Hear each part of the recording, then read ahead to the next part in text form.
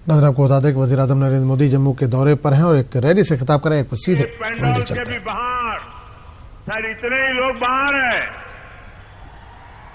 वे धूप का भी मजा ले रहे हैं।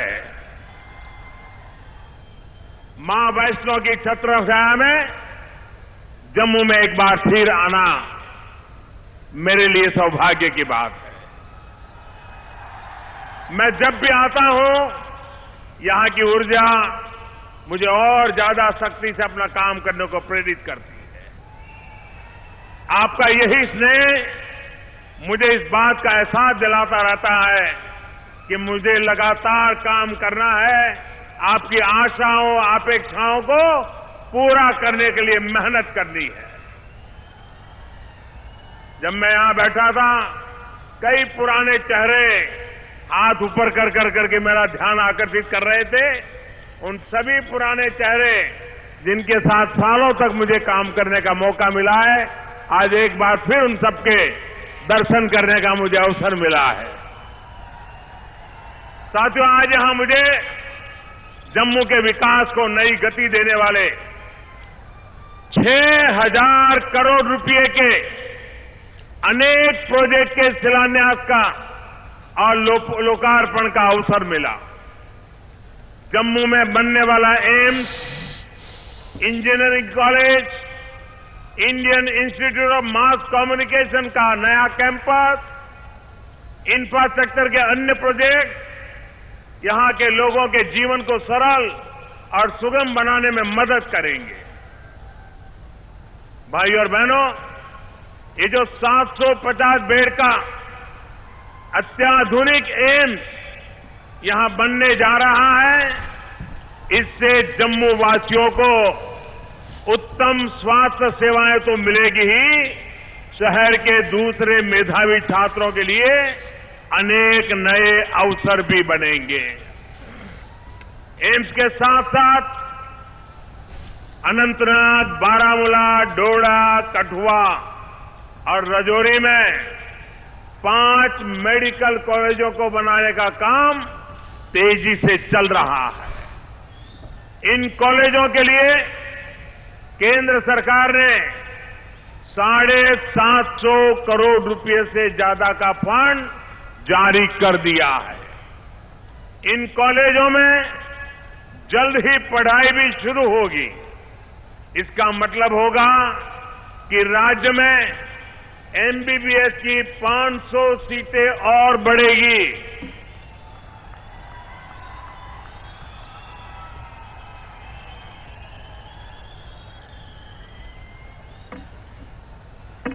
आप चाहते हैं ना मेडिकल कॉलेज में यहां के बच्चों को अवसर मिले? चाहते हैं कि नहीं चाहते हैं? सुनाई नहीं देता है? सुनाई देता है? पक्का? जम्मू कश्मीर में पिछले 70 साल में 500 ही एमबीबीएस की सीटें थी, जो भाजपा सरकार के प्रयास के बाद अब 2 गुनी से भी अधिक होने वाली है। एम्स मेडिकल कॉलेज के अलावा कठुआ का इंजीनियरिंग कॉलेज और जम्मू में Indian institute of mass communication का नया कैंपस यहां के युवा साथियों को प्रोफेशनल एजुकेशन के नए अवसर देने वाले हैं। मुझे बताया गया है कि यहां पर आईआईटी की बिल्डिंग का काम भी पूरा हो गया है और आईआईएम के बिल्डिंग के लिए काम शुरू होने जा रहा है। साथियों, केंद्र सरकार युवाओं को समान अवसर देने के लिए समर्पित है। हाल में एक ऐतिहासिक फैसला लेते हुए शिक्षा और सरकारी सेवाओं में सामान्य वर्ग के गरीब युवाओं को 10% आरक्षण देने का काम किया गया है। इससे जम्मू के भी अनेक मेधावी गरीब युवा नौजवानों को लाभ होने वाला है। इसके अलावा सरकार देश भर के शैक्षणिक संस्थानों में करीब करीब 25% सीटों में भी वृद्धि करने जा रही है। भाइयों और बहनों, जम्मू में यातायात और दूसरे इंफ्रास्ट्रक्चर को भी मजबूत किया जा रहा है। दूर दराज के इलाकों को जोड़ने, यहां की सड़क नेटवर्क को सुधारने के लिए भाजपा सरकार ने प्रधानमंत्री विकास पैकेज में 40,000 करोड़ रुपए का प्रावधान इस काम के लिए किया है। मुझे इस बात की खुशी है कि इस पैकेज से बन रहे सड़क, पुल, सुरंग, नेशनल हाईवे का काम अब तेजी से शुरू हो गया है। चेनाब नदी पर बनने वाले सजवाल पुल से सजवाल और इंद्रीपट्टन की दूरी करीब 50 किलोमीटर से घटकर सिर्फ 5 किलोमीटर रह जाएगी। 2100 करोड़ की लागत से बन रही चेनानी सुध महादेव गोहा सड़क के लिए भी सारी बाधाओं को अब दूर कर लिया गया है। अब इस पर तेजी से काम किया जाएगा। इसी तरह जम्मू अखनूर पूंछ हाईवे पर 5100 करोड़ रुपए की लागत से बन रहे जम्मू अखनूर सेक्शन पर भी तेजी से काम चल रहा है। साथियों, जम्मू में कनेक्टिविटी के साथ साथ इलेक्ट्रिसिटी का इंफ्रास्ट्रक्चर भी मजबूत किया जा रहा है। किश्तवाड़ में चेनाब पर जो हाइड्रो इलेक्ट्रिक पावर प्रोजेक्ट बनेगा, उससे जम्मू कश्मीर की बिजली की जरूरतों तो पूरी होगी ही, यहां के हजारों युवाओं को रोजगार भी मिलेगा। इस प्रोजेक्ट के साथ ही सरकार ने रासले हाइड्रो इलेक्ट्रिक पावर प्रोजेक्ट को चलाने के लिए भी व्यवस्था कर ली है। इस प्रोजेक्ट के पूरा होते ही राज्य को 850 मेगावाट अतिरिक्त बिजली मिलेगी। ऐसा ही एक प्रोजेक्ट पिछले 40 साल से लटका हुआ था।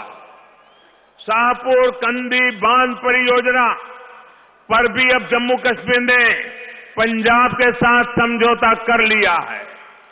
इससे राज्य को बिजली तो मिलेगी, साथ ही साबा और कठुआ जिलों की 32,000 हेक्टेयर भूमि को सिंचाई के दायरे में भी लाया जा सकेगा। भाई और बहनों, पहले की सरकारों का देश की आवश्यकताओं और भावनाओं को नजरअंदाज करने का रवैया आप भली भांति जानते थे। अब करतारपुर कॉरिडोर की बात ही ले लीजिए। अगर ध्यान गया होता तो आज हमारे गुरु नानक देव जी की भूमि हमारे देश में होती, हिंदुस्तान का हिस्सा होती। इसी तरह पाकिस्तान, अफगानिस्तान और बांग्लादेश में ऐसे अनेक मां भारती की संतानें हैं जिनके साथ अत्याचार हुआ है। हमारे इन भाइयों बहनों की पीड़ा पर भी किसी ने ध्यान नहीं दिया। हम एक संकल्प के साथ नागरिकता कानून में संशोधन का प्रस्ताव लाए हैं। ये देश के उस संकल्प का हिस्सा है जिसके मुताबिक हम उन सभी लोगों के साथ खड़े रहेंगे जो कभी भारत का हिस्सा थे, लेकिन 1947 में बनी परिस्थितियों के चलते हमसे अलग हो गए। अब अगर उनका आस्था के आधार पर शोषण होता है तो उनके साथ देश को खड़ा होना जरूरी है। इन सभी लोगों के हकों की रक्षा के लिए भारत हमेशा खड़ा रहेगा। न्याय और जीवन के उनके अधिकारों की रक्षा की जाएगी। साथियों, आज इस अवसर पर मैं एक और बृहद, बहुत महत्वपूर्ण विषय, बहुत ही भावनात्मक विषय पर भी बात करना चाहता हूं। ये विषय है मेरे कश्मीरी पंडित, कश्मीरी विस्थापित भाई और बहनों का। केंद्र की सरकार उनके अधिकार, उनके सम्मान, उनके गौरव के लिए प्रतिबद्ध है, समर्पित है। हिंसा और आतंकवाद के जिस दौर में उन्हें अपना घर छोड़ना पड़ा, जो यातनाएं सहनी पड़ी, वो हिंदुस्तान कभी नहीं भूल सकता। मैं हर अवसर पर कहता नहीं हूं, लेकिन वो पीड़ा मेरे मन में हमेशा रही है।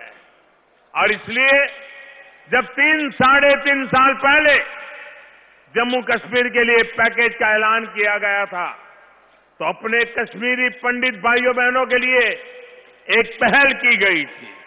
अब मुझे संतोष है कि श्रीनगर में थोड़ी देर बाद जब मैं पहुंचूंगा, बांदीपुरा और गोदेरबंद में ट्रांजिट एकोमोडेशन का विस्तार करने वाली योजना का शिलान्यास होने जा रहा है। प्रधानमंत्री पैकेज के तहत कश्मीरी विस्थापितों को जिन 3000 पदों पर नियुक्त करने का वादा किया गया था, उस पर भी काम शुरू किया जा चुका है। भाइयों और बहनों, जब हम सरकार में, गठबंधन में, तो बहुत सी चीजें हो नहीं पाई थी। हम लोग बहुत प्राथमिकता दे रहे थे राज्य में पंचायत चुनाव को, लेकिन तब वो संभव नहीं हो पाया। अब बीते दिनों यहां हुए पंचायत चुनाव में जिस तरह लोगों ने हिस्सा लिया, हिंसा की कोई घटना नहीं हुई, 70% से ज्यादा मतदान हुआ। ये अपने आप में अभूतपूर्व है। जम्मू कश्मीर के नागरिक इसके लिए बधाई के पात्र है। यहां का एडमिनिस्ट्रेशन बधाई के पात्र है। अब राज्य में आतंकवाद से भी सख्ती से निपटा जा रहा है। पहले की अनेक परियोजनाओं में भी तेजी आई है। मैं विश्वास दिलाता हूं कि लोकतंत्र को सशक्त करने के लिए, जम्मू कश्मीर के संतुलित विकास के लिए कोई कमी बाकी नहीं छोड़ी जाएगी।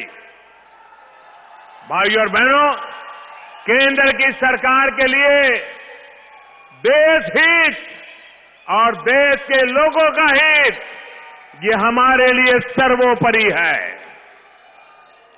2 दिन पहले जो बजट पेश किया गया है, उसने सबका साथ, सबका विकास के हमारे संकल्प को और मजबूत बनाया है। ये बजट गरीब, किसान, मजदूर, कर्मचारी, व्यापारी, युवा हो, बुजुर्ग हो, महिला हो, दलित हो, आदिवासी हो, हर किसी के विकास को गति देने वाला है।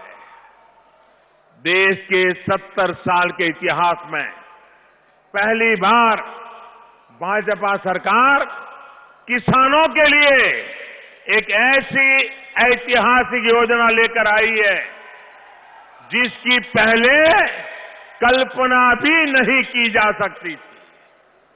साथियों, देश के 12 करोड़ से अधिक छोटे किसान परिवारों, जिनके पास 5 एकड़ तक की जमीन है, उनको अब हर वर्ष 6,000 रुपये सीधे बैंक खाते में भेजे जाएंगे।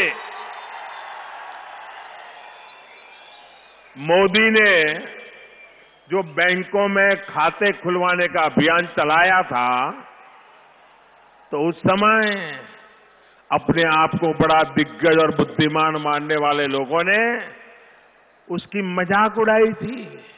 मजाक उड़ाते वो थकते नहीं थे। अब पता चला कि जनधन अकाउंट का फायदा कैसे पहुंचने वाला है। 2-2 हजार रुपये की 3 किस्तों में ये रुपये किसानों के खाते में जमा होंगे, जिसमें से पहली किस्त आने वाले कुछ समय में ही किसानों के खातों में आने वाली है।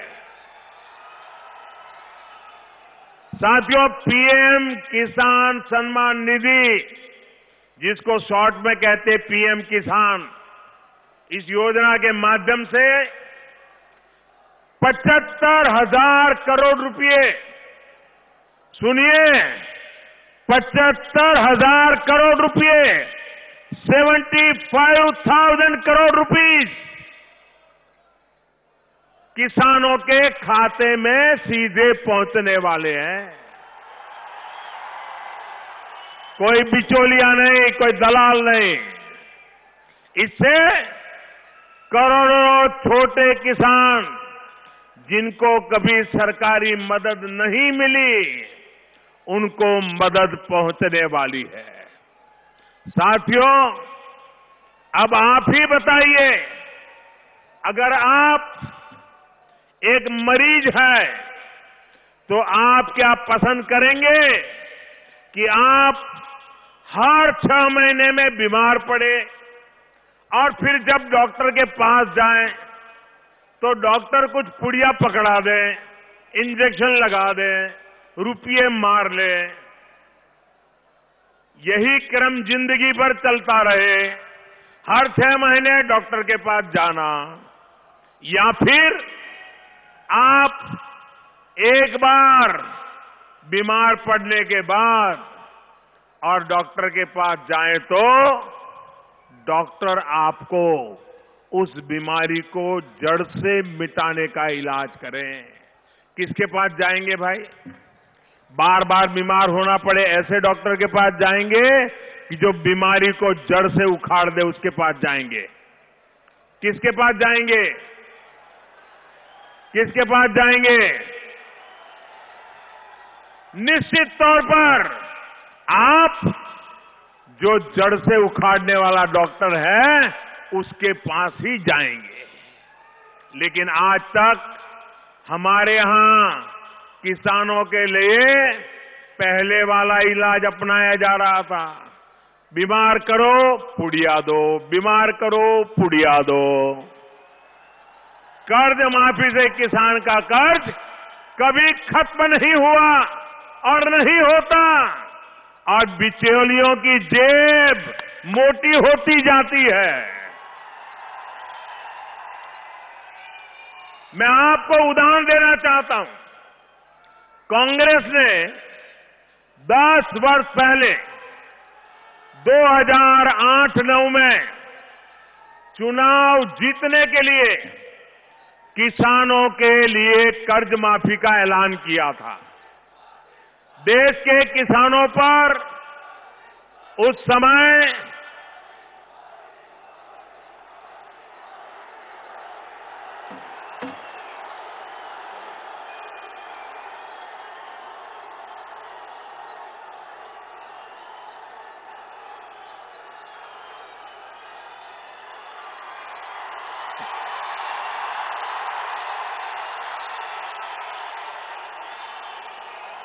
देश के किसानों पर उस समय 6 लाख करोड़ रुपए का कर्ज था। आज से 10 साल पहले की मैं बात बता रहा हूं, जब रिमोट कंट्रोल वाली सरकार चल रही थी। 6 लाख करोड़ रुपए का कर्ज था। 6 लाख करोड़ में से कर्ज माफी के नाम पर चुनाव लड़ा, किसानों के वोट बटोर लिए, किसानों की आंख में धूल चौंक दी, सत्ता पे बैठ गए। आने के बाद किया क्या? आप चौंक जाएंगे भैया। 6 लाख करोड़ का कर्ज था, माफ किया सिर्फ 52,000 करोड़ रुपए। बातें की 6 लाख करोड़ कर्ज माफ करने की, धोखा किया किसानों के साथ और किए सिर्फ 52,000 करोड़। और जब सीएजी ने जांच की तो उसमें भी 30-35 लाख लोग ऐसे मिले जो कर्ज माफी के हकदार ही नहीं थे। अब आप मुझे बताइए, ये 30-35 लाख वो कौन लोग थे? वो कौन सा पंजा था जो खजाना खाली कर गया?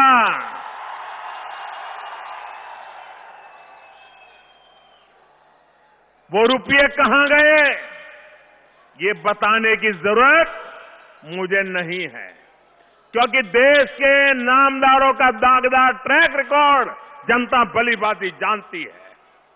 देश ये भी जानता है कि जिनकी तब कर्ज माफी हुई वो भी फिर से कर्जदार बन गए, कर्ज में डूब गए। अब जब 10 वर्ष पूरे हो गए तो फिर कर्ज माफी का शोर कांग्रेस ने मचाना शुरू कर दिया। चुनाव आते हैं और उनको कर्ज माफी का बुखार आता है, क्योंकि ये ऐसी जड़ी बूटी उनके पास थी कि भले भोले किसानों की आंख में धूल झोंक करके चुनाव निकाल दो, बाद में उनको छोड़ दो। लेकिन फिर एक बार कांग्रेस की वही सच्चाई सामने आ रही है। अब आप देखिए पिछले दिनों क्या हुआ। अभी मध्य प्रदेश में कांग्रेस की सरकार बनी है, वहां क्या किया? किसानों के कर्ज माफी पर वो चुनाव में आए। मध्य प्रदेश में ऐसे किसानों का कर्ज माफ हो रहा है जिन पर कभी कर्ज ही नहीं था, और जिन पर कर्ज है उनको कितने रुपए का चेक मिला है? आप हैरान हो जाओगे। 13 रुपये का कर्ज माफ हुआ, 13 रुपये। राजस्थान में सरकार ने आते ही हाथ खड़े कर दिए। साथियों, इनकी नीति और नियत किसानों को कर्ज से मुक्त करने की कभी रही नहीं। किसानों के नाम पर बिचौलियों के पेट भरना, जेब भरना, यही सिलसिला चला है। एक पल के लिए मान भी लीजिए जाए कि ईमानदारी से किसानों का कर्ज माफ किया जाएगा, तब भी क्या स्थिति बनेगी? ये ईमानदारी से काम करने वाले नहीं हैं। फिर भी चलो माता वैष्णो देवी के चरणों में बैठे हैं तो हम एक बार सोच लें कि चलो भाई ईमानदारी से करेंगे। इसका लाभ किसको मिलेगा? मैं आपको समझाना चाहता हूं। अगर कर्नाटक में जो उन्होंने कर्ज माफी का वादा किया है, अगर उसका 100% लागू करेंगे और सचमुच में ईमानदारी से करेंगे तो भी उसका लाभ 100 किसानों में से 30-40 किसानों से अधिक किसानों को नहीं मिलेगा। 95 किसान हर गांव में 100 में से 90-95 किसान इसके हकदार बनेंगे। आपने कल्पना की है? साथियों, यह इनकी निराशा का दूसरा और सबसे बड़ा कारण है। आपने देखा होगा जब हमारे वित्त मंत्री बजट पढ़ रहे थे तो विपक्ष का चेहरा कैसा था? सब कुछ लटक गया था, होश गंवा बैठे थे, क्योंकि पाई का उपयोग, जनहित में उपयोग, सामान्य मानवी के कल्याण में उपयोग, ये उन्होंने कभी न सोचा है, न सीखा है, न किया है। एक तो कर्ज माफी से मिलने वाला कट चला गया, बिचौलियों की दुकानें बंद हो गई, और दूसरा उनके चुनावी गुब्बारे की हवा भी निकल गई। कर्ज माफी से सल्तनत वापसी की कांग्रेस की इस 10 वर्षीय योजना से अब किसान सचेत हो चुका है। भाई और बहनों, मैं आपको बताना चाहूंगा कि परसों बजट में घोषित की गई पीएम किसान सम्मान योजना का लाभ केवल एक बार नहीं, एक बार की योजना नहीं है, ये हर वर्ष मिलेगा।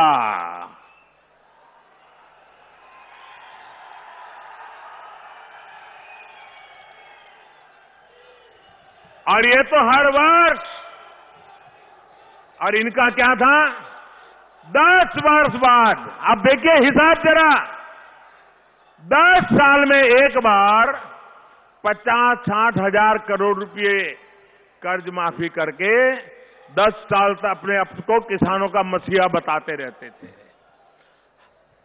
भाजपा सरकार ने जो योजना बनाई है, अगर उसको आने वाले 10 साल के हिसाब से देखा जाए तो आने वाले 10 साल में ये पीएम किसान योजना के तहत जो हर वर्ष किसान के खाते में 6,000 रुपया जाने वाला है, उसका अगर मैं 10 साल का हिसाब लगाऊं, 7.5 लाख करोड़ रुपया, 7.5 लाख करोड़ रुपया किसानों के खाते में जमा होंगे। साथियों, पीएम किसान समृद्धि योजना बीते 4.5 वर्ष से किसानों की स्थिति को सुधारने के लिए किया जा रहे प्रयासों का एक बड़ा पड़ाव है। बीज से बाजार तक अनेक प्रयास निरंतर किए जा रहे हैं। खेती पर होने वाला खर्च कम करने की कोशिश के साथ साथ किसान को पैदावार की उचित कीमत मिले, इसके लिए भी अनेक प्रयास किए गए। ये हमारी सरकार ही है जिसने एमएसपी पर किसानों की बरसों पुरानी मांग को पूरा किया गया। रबी और खरीफ की 22 फसलों का समर्थन मूल्य 1.5 गुना से अधिक तय किया गया है।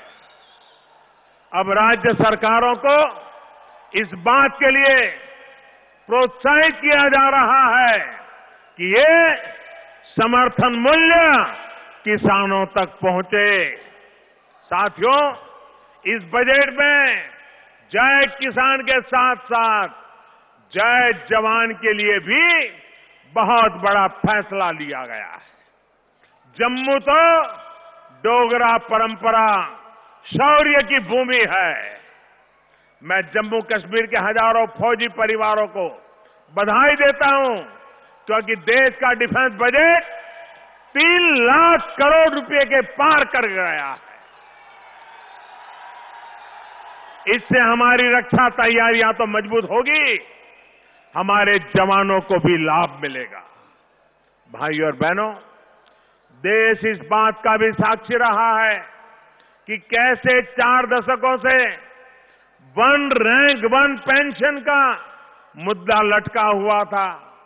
नियत में क्या अंतर होता है, इसका अंदाजा इसी बात से लगाया जा सकता है कि कांग्रेस की सरकार ने 1 रैंक 1 पेंशन के लिए 2014 में ऐसा ही आंकड़ा मार दिया था बजट में 500 करोड़ का, जबकि केंद्र की भाजपा सरकार इसके लिए अब तक 35,000 करोड़ रुपए से ज्यादा आवंटित कर चुकी है। ये कितना झूठ बोलते थे, 500 करोड़ में घोषणाएं करते थे, जरूरत थी 35,000 करोड़ की, लेकिन सेना के जवान को आंख में भी धूल झोंकने में उनको कोई शर्म नहीं आई। इसमें भी लगभग 11,000 करोड़ रुपए का तो एरियर ही है जो देश भर के सैनिक परिवारों को खाते में पहुंच चुका है। साथियों, आज जम्मू और कश्मीर पुलिस हो, हमारा सेंट्रल फोर्सेस के जवान हो, सेना के जवान हो, मुश्किल परिस्थितियों में भी देश और शांति के दुश्मनों से लोहा ले रहे हैं। मैं शहीद नजीर अहमद वानी, शहीद औरंगजेब, इम्तियाज अहमद मीर जैसे अनेक बहादुर साथियों को आदरपूर्वक श्रद्धा सुमन अर्पित करता हूं। मैं हर शहीद के परिवार को विश्वास दिलाता हूं कि देश की सरकार आपके साथ हर कदम पर खड़ी रहेगी। मैं सीमा पार गोलीबारी का सामना कर रहे परिवारों को भी आश्वस्त करता हूं कि उनकी सुरक्षा के लिए हर संभव कोशिश की जा रही है। एक तरफ तो दुश्मन को करारा जवाब दिया जा रहा है, वहीं दूसरी तरफ सीमा पर 14,000 बंकर बनाए जा रहे हैं ताकि आप सभी सुरक्षित रह सके। भाइयों और बहनों, देश की सुरक्षा और देशवासियों का जीवन स्तर ऊपर उठाने के लिए, नए भारत के निर्माण के लिए केंद्र सरकार पूरी तरह से समर्पित है। आप सभी के सहयोग से नया भारत सक्षम भी होगा और सुरक्षित भी होगा।